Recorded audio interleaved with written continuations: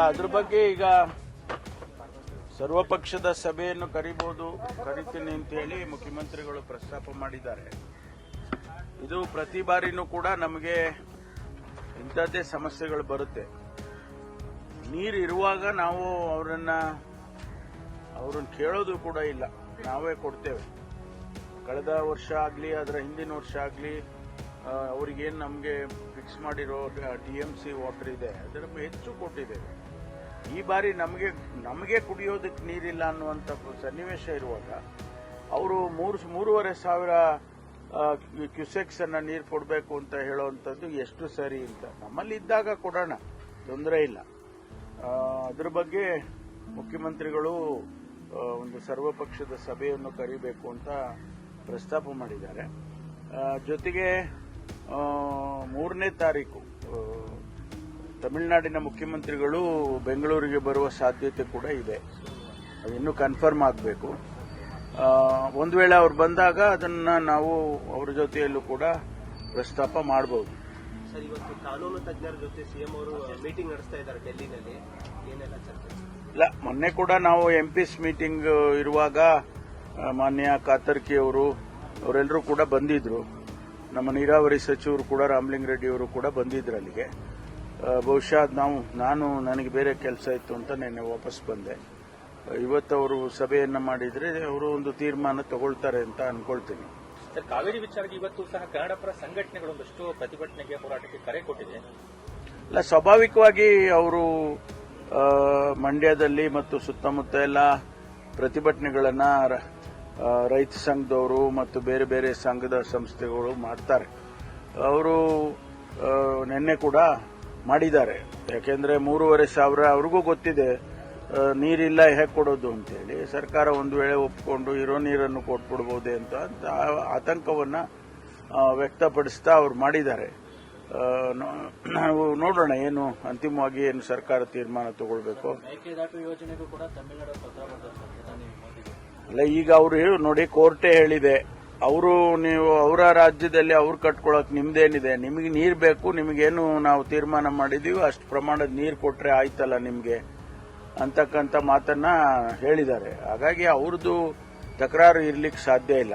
ಅವ್ರೇನ ಹೇಳಿದ್ರು ಕೂಡ ಕೋರ್ಟಲ್ಲಿ ಹೇಳ್ಬೇಕಾಗ್ತದೆ. ಅಲ್ಲಲ್ಲ, ಅವರು ಬರೀಲಿ, ಪತ್ರ ಬರೆಯೋದಕ್ಕೆ ಯಾರು ಸ್ಟಾಪ್ ಮಾಡಕ್ಕಾಗುತ್ತೆ? ಆದ್ರೆ ಪ್ರಧಾನಮಂತ್ರಿಗಳು ಆಗ್ಲಿ ಅಥವಾ ಕೋರ್ಟ್ ಆಗಲಿ, ಪ್ರಧಾನಮಂತ್ರಿಗಳು ಕೋರ್ಟಿಗಿನ್ನ ಮೇಲೆ ಇರೋದಿಲ್ಲ. ಕೋರ್ಟ್ ಏನ್ ತೀರ್ಮಾನ ಮಾಡುತ್ತೆ ಅಂತಿಮವಾಗಿ ಅದೇ ಫೈನಲ್.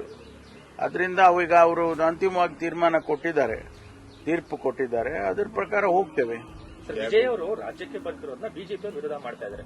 ಇಂಡಿ ಒಕ್ಕೂಟದಲ್ಲಿ ಇವರು ಇರೋದ್ರಿಂದ ಇವರು ಮೇಕೆದಾಟು ಯೋಜನೆಗಾಗಿ ಈಗಾಗಲೇ ವಿರೋಧ ವ್ಯಕ್ತಪಡಿಸಿದ್ದಾರೆ.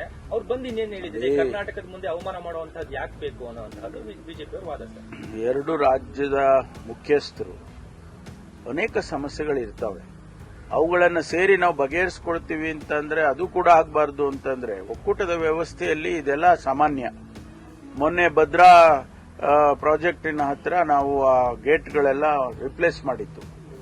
ಅದರ ಉದ್ಘಾಟನೆಗೆ ಚಂದ್ರಬಾಬು ನಾಯ್ಡು ಅವರು ಬಂದಿದ್ರು, ತೆಲಂಗಾಣ ಮುಖ್ಯಮಂತ್ರಿಗಳು ಬಂದಿದ್ರು ಮತ್ತು ನಮ್ಮ ಮುಖ್ಯಮಂತ್ರಿ 3 ಜನ ಸೇರ್ಕೊಂಡು ಕೆಲವು ವಿಷಯಗಳನ್ನ ಪ್ರಸ್ತಾಪ ಮಾಡಿದ್ದಾರೆ.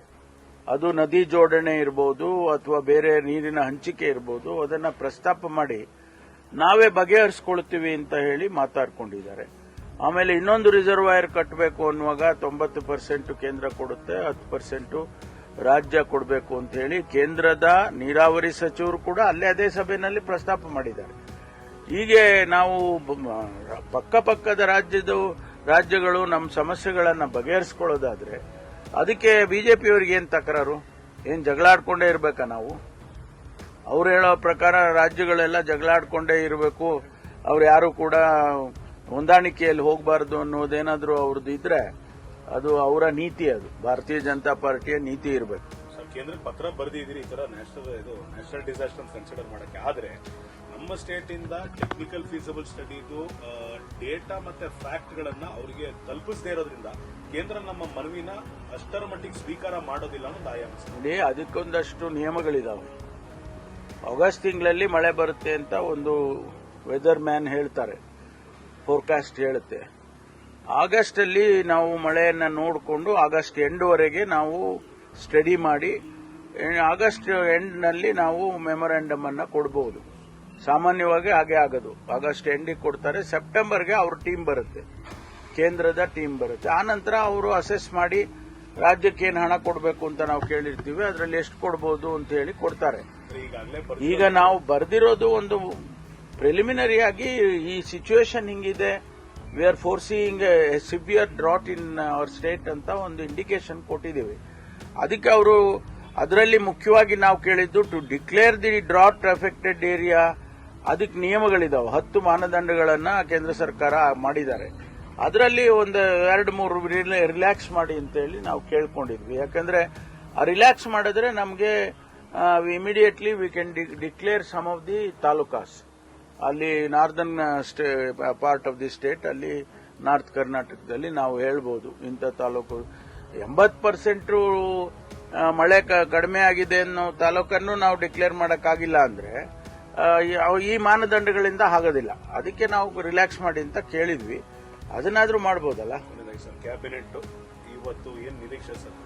ಅಲ್ಲ, ಈಗ ಇವತ್ತು ಸಂಜೆ ಬಹುಶಃ ರಾಹುಲ್ ಗಾಂಧಿ ಅವರು ಮತ್ತು ನಮ್ಮ ಎಐಸಿಸಿ ಅಧ್ಯಕ್ಷರು, ನಮ್ಮ ಇನ್ಚಾರ್ಜ್ ಸೆಕ್ರೆಟರಿಗಳು, ಪ್ರಧಾನ ಕಾರ್ಯದರ್ಶಿಗಳು ಮತ್ತು ಸಿಎಂ ಇವರು ಅಧ್ಯಕ್ಷರು, ಎಕ್ಸ್-ಸಿಎಂ ಅವರೆಲ್ಲ ಚರ್ಚೆ ಮಾಡಿ ಫೈನಲ್ ಮಾಡ್ಕೊಂಡು ಬರ್ತಾರೆ. ಇವತ್ತು ಪ್ರೊಲಾಂಗ್ ಆಗ್ತಾನೆ ಇದೆ ಸರ್. ಎಲ್ಲೋ ಒಂದ್ ಕಡೆಗೆ ಇಬ್ರು ಒಂದೇ ಪೇಜ್ ಬರಕ್ ಆಗ್ತಿಲ್ವಾ? ಅವ್ರು ಕೊಡ್ತಿರೋದನ್ನ ಇವ್ರು ಹೋಗ್ತಿಲ್ಲ, ಇವ್ರು ಹೇಳ್ತಿರೋದನ್ನ ಅವ್ರು ಹೋಗ್ತಿಲ್ಲ, ಆ ತರ ಇದೆ. ಇಲ್ಲ, ಕಾರಣ ಅದಲ್ಲ. ಕಾರಣ ರಾಹುಲ್ ಗಾಂಧಿ ಅವರು ವಿದೇಶದಲ್ಲಿ ಪ್ರವಾಸದಲ್ಲಿದ್ದರು, ಬಂದಿದ್ದಾರೆ. ಈಗ ಪಾರ್ಲಿಮೆಂಟ್ ಪ್ರಾರಂಭ ಆಗಿದೆ. ಪ್ರಯಾರಿಟಿ ಪಾರ್ಲಿಮೆಂಟಿಗೆ ಕೊಡ್ಬೇಕಾ, ನಮ್ಮ ಎಕ್ಸ್ಪೆನ್ಷನ್ಗೆ ಕೊಡ್ಬೇಕಾ ಅಂತ ಅಷ್ಟೇ. ಆಗುತ್ತೆ, ಇವತ್ತು ನಾಳೆ ಆಗ್ಬೋದು. ಸರ್, ಇವತ್ತು ಜಮೀರ್ ಅವರು ಡೆಲ್ಲಿಗೆ ಹೋಗಿದ್ದಾರೆ. ಹೆಚ್ಚುವರಿ ಡಿಸಿಎಂ ಬಗ್ಗೆ ಚರ್ಚೆ ನಡೀತಾ ಇದೆ ಅಂತ ಒಂದು ಕೂಗಿದೆ. ಅದ್ರ ಬಗ್ಗೆ ನನಗೆ ಮಾಹಿತಿ ಇಲ್ಲ. ಏನು ತೀರ್ಮಾನ ಹೈಕಮಾಂಡ್ ಮಾಡ್ತಾರೋ ಅದನ್ನೆಲ್ಲ ನಾವು ಒಪ್ಕೋಬೇಕಲ್ವಾ. ಇವತ್ತಾಗ್ಬೋದು ಸರ್ ಅಂದಾಜು? ನನಗೂ ಅನ್ಸುತ್ತೆ ಆಗುತ್ತೆ ಅಂತ. ರಾಜ್ಯಪಾಲರಿಗೇನೋ ಸಮಯ ಇವತ್ತಾದ್ರೆ ನಾಳೆನೆ ಮಾಡ್ತಾರೆ. ಅದು ಸಮಯ ಕೊಡೋದಿಲ್ಲ ಹೆಚ್ಚು, ಯಾಕೆಂದ್ರೆ ಮತ್ತೆ ತಿರ್ಗಾ ಬೇರೆ ಬೇರೆ ರೀತಿ ಡೆವಲಪ್ಮೆಂಟ್ಸ್ ಆಗುತ್ತೆ ಅಂತ ಇಮಿಡಿಯೇಟ್ ಆಗಿ ಮಾಡ್ತಾರೆ. ರಾಜಭವನದ ತಯಾರಿ ಎಲ್ಲ ಆಗ್ತಾ ಇದೆ ಮಾಡ್ಕೊಳಕ್ ಮೊದಲೇ ಹೇಳಿದಾರಲ್ಲ. Thank you. If you like this video, ಬೇಗ ಲೈಕ್ ಮಾಡಿ, ಕಾಮೆಂಟ್ ಮಾಡಿ, ಶೇರ್ ಮಾಡಿ ಹಾಗೂ ಯೋಯೋ ಟಿವಿ ಕನ್ನಡವನ್ನು ಸಬ್ಸ್ಕ್ರೈಬ್ ಮಾಡಿ.